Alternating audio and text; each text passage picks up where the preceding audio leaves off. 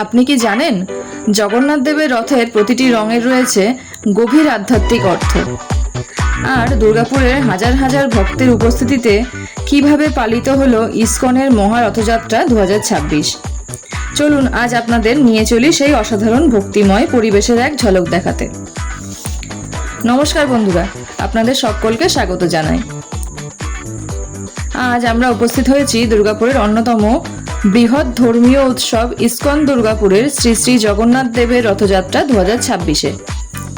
এই ভিডিওতে শুধু রথযাত্রার সুন্দর দৃশ্যই নয়, জানাবো রথযাত্রার ইতিহাস এবং এমন কিছু অজানা তথ্য যা হয়তো অনেকেই জানেন না। এই ভিডিওটি শেষ পর্যন্ত দেখার অনুরোধ রইল। রথযাত্রা হলো ভগবান জগন্নাথ, তার বড় ভাই বলরাম এবং বোন সুভদ্রার মহাপবিত্র রথ উৎসব। প্রতি বছর আষাঢ় মাসের শুক্লপক্ষের দ্বিতীয় তিথিতে এই উৎসব পালিত হয়। এই দিন ভগবান মন্দির থেকে বেরিয়ে রথে চড়ে ভক্তদের দর্শন দেন এবং গুন্ডিচা যাত্রা করেন। এই উৎসবের মূল কেন্দ্র উড়িষ্যার পুরী হলেও বিশ্বের বহু দেশে ইসকনের উদ্যোগে রথযাত্রা পালিত হয়। এইবার জেনে নেওয়া যাক কয়েকটি অজানা তথ্য। জগন্নাথ দেবের রথের নাম নন্দীঘোষ, বলরামের তালধ্বজ, সুভদ্রার দর্পদলন। রথযাত্রার তিনটি রথের যেমন আলাদা নাম রয়েছে, তেমনি প্রতিটি রথের কাপড়ের রঙও আলাদা এবং তার বিশেষ তাৎপর্যও রয়েছে।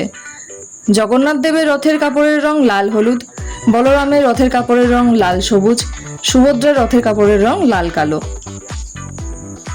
ইসকনের বিভিন্ন মন্দিরেও সাধারণত এই ঐতিহ্যবাহী রঙের সমন্বয় অনুসরণ করে রথ সাজানো হয়। দুর্গাপুরে প্রতি বছর ইসকনের উদ্যোগে অত্যন্ত জাঁকজমকপূর্ণভাবে রথযাত্রা অনুষ্ঠিত হয়। আপনারা দেখতে পাচ্ছেন চারিদিকে ভক্তদের ঢল। হরে কৃষ্ণ হরে রাম নাম সংকীর্তনে মুখরিত হয়ে উঠেছে পুরো পরিবেশ। দুর্গাপুর ইসকনের তরফ থেকে আকবর রোডের মাঠে তৈরি করা হয়েছে জগন্নাথ দেবের মাসির বাড়ি, যাকে গুন্ডিচা বলা হয়। আগামী 7 দিন মহাপ্রভু এখানেই বিরাজমান থাকবেন। 7 দিন পর বাহুড়া যাত্রার মাধ্যমে শ্রী মন্দিরে ফিরে আসবেন। সাথে ইসকনের দুর্গাপুরের তরফ থেকে মহাপ্রসাদের আয়োজন করা হয়েছে, যার মূল্য ধার্য করা হয়েছে 100 টাকা। আপনারা যদি কখনো ইসকন দুর্গাপুরের রথযাত্রায় অংশগ্রহণ না করে থাকেন, তাহলে আগামী বছর অবশ্যই একবার আসবেন। বিশ্বাস, ভক্তি ও আনন্দের এই মিলন মেলা আপনাকে এক অন্যরকম অনুভূতি দেবে। ভিডিওটি যদি ভালো লেগে থাকে তাহলে একটি লাইক করুন, বন্ধুদের সাথে শেয়ার করুন এবং আমাদের চ্যানেলটি সাবস্ক্রাইব করতে ভুলবেন না। হরে কৃষ্ণা, জয় জগন্নাথ।